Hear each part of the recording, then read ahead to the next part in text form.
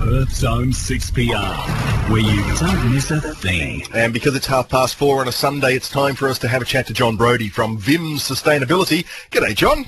Good afternoon there. Now, I wanted to talk to you about something that we didn't quite have time to cover last week, and that's shade sails. Yes? It seems to me to be an extraordinarily cheap way of providing an enormous amount of shade while still letting some sun and the rain come all the way through.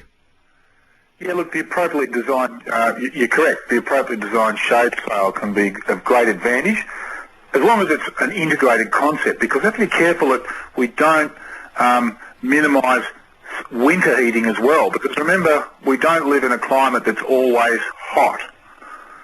Yeah, that's a good point, and you know, my dad is a perfect example of someone that puts the shade sail up in summer and takes it down for winter. Yeah, no, that's the idea, and a proper shading system, whether it's a shade sail or a window shade or a built-in shade in the building, should ideally keep the hot sun out, obviously, in summer, but allow the sun to come in winter, because you can get a lot of heat from that sun in winter. So the thing with shade sails is that, I mean, you can pop down to Bunnings and buy something for under $100. They seem to be a very inexpensive way of passively cooling your house. They are a very good way of cooling your house, and if you can utilise maybe some planting around or near them that you can keep moist, so that you could allow if you could put a shade sail on the northern side or the western side of your house, and if you could understand where the prevailing summer breeze comes from, if they happen to coincide with the north or west side of your house, and you had some planting there, or you put a screen, a shade mesh vertically off your shade sail and kept it moist, or kept your garden moist, so that the breeze came through that and picked up some of the moisture out of that garden area that you've got, or that bit of shade cloth or something, and allowed that would cool the air even further and allow it to come into your house and help cool the house. So having a lot of greenery, especially on the north side of the house, is probably a good way of doing some very cost-effective cooling. Look, what we call landscape, microclimate landscape planting can be a fantastic way to reduce heat load on your house and to shade the house, as long as, once again, you ideally pick deciduous trees or deciduous plants so that you get the winter sun in. The thing about shade sails, one of the great things about them, is if you can once again understand where your breeze is coming from, if you can leave the shade sail what we would call shy of your house, so you might bring it up to maybe half a metre from your house, then if the wind's coming across the top of that shade sail, there's a pressure difference between the shade sail and the house, and that can encourage the cool air to come over the top of the shade sail and down then inside into your house, rather than just going over the roof of your house. So you're using your shade design to increase the airflow through the house, as well as minimising the heat load from the sun. So we've talked about shade sails, and we've talked about, you know, having a bit of maybe light reticulation to keep things moist, and obviously some plants. What other forms of passive home cooling, and heating for that matter, are there? Well, obviously facing the building towards the sun is a good start, facing it towards north, but also facing it towards the prevailing cooling breezes in summer, but sheltering it from the cold winds in winter. That's one good start. Getting the right roof colour is a good start, depending on your climate, because obviously a lighter coloured roof can have significant advantage on reducing your cooling loads. Getting the shading right.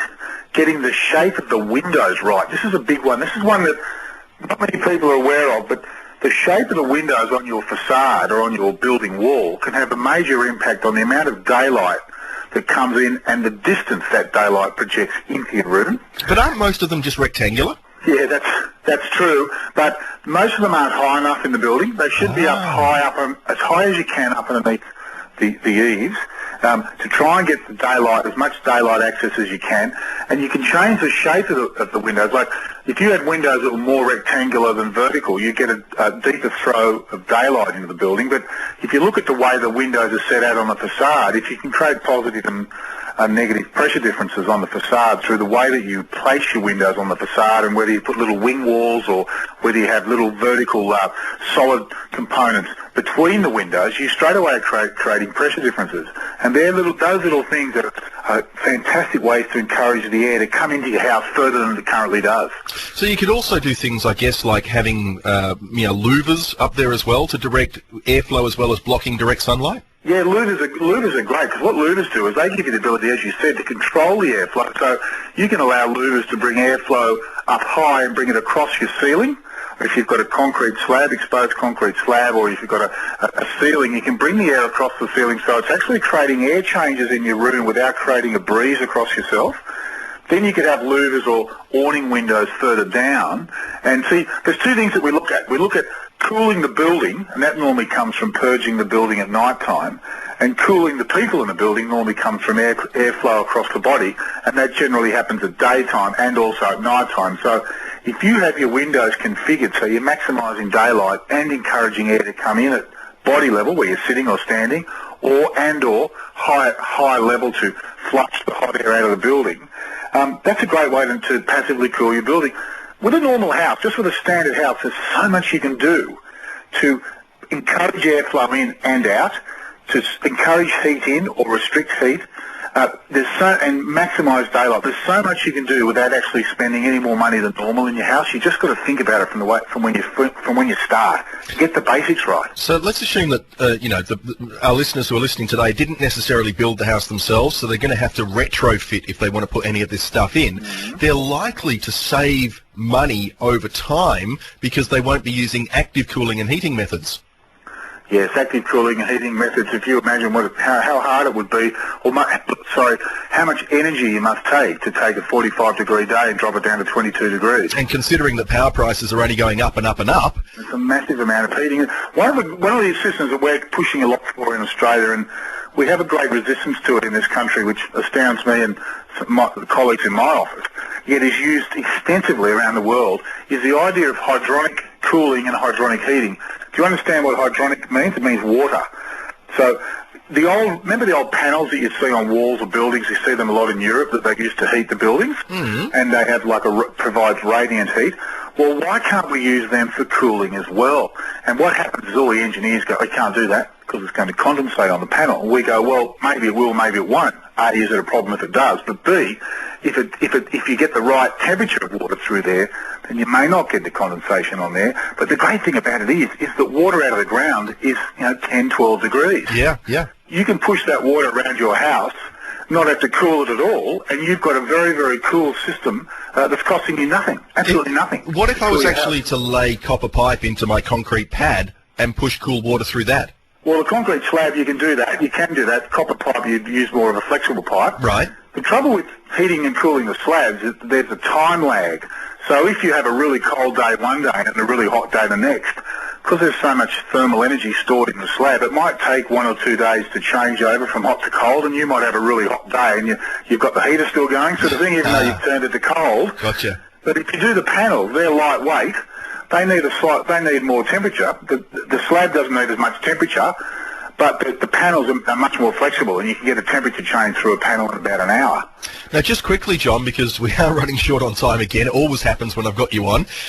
Talking about thermal load or thermal inertia, one of the things that people often talk about in terms of how we measure the ambient temperature here in Perth is people suggest that there is some kind of heat island effect happening around Mount Lawley, which is one of the places where we measure temperature and rainfall for the city. Is it, from your perspective as someone who's involved in this kind of thing, do you think that it's likely that we could be seeing a difference in temperature in the CBD purely because we've got all these building and roads everywhere? Oh, look, absolutely. This is becoming a really, really big topic. This is becoming huge over here in Sydney, huge. It's becoming huge overseas. Estimates are between 6 to 12 degrees increase in temperature from urban heat islands in the city. Recently, a study was done here in a suburb in Sydney, and they took the temperature in the middle of February at, I think it was 2 o'clock in the morning, and the roads were 35 degrees. Whoa. So you've got all those roads around you, just the black roads, absorbing all that massive amount of heat and then radiating it out at night. And you're trying to cool the building. So there's a lot of... I'm actually off to a big conference in Hong Kong in about 3 weeks' time, and one of the subjects is urban heat islands and urban climatology. And what they're talking about there as well is the impact of all of these buildings. How are we going to mitigate it? What are we going to do? Because what's happening is we're having to air condition the buildings more than we would normally have to because of this massive urban heat island created by all of the concrete structures, the dark roads, the dark roofs, absorbing all this heat. And could that affect rainfall as well? Absolutely. It forms a complete microclimate. Absolute microclimate. Totally different to what's happening around the city. Explains everything, where in the outer suburbs people are saying, look, it's absolutely emptying there, never seen so much rain, and yet at Mount Lawley in the middle of the city it hardly sees any rain ever. Yes, look, it's a very complicated process, but this urban heat island, you're going to hear a lot more about it. There's a lot of information, a lot of research coming out, a lot of people looking at it as a major way to reduce the impact of carbon emissions in cities. John, if any of our listeners would like to get a little bit more information about what Vim Sustainability can do for them, how would they get in touch? www.vim.net.au. Fantastic. John, we'll talk to you again next week. Look forward to it. Good on you. John Brodie there from Vim Sustainability. If you want to check out his website, VIM, Victor India Muppet, .net.au, vim.net.au is where you can actually find out a little bit more about John Brodie and sustainability. I'm a big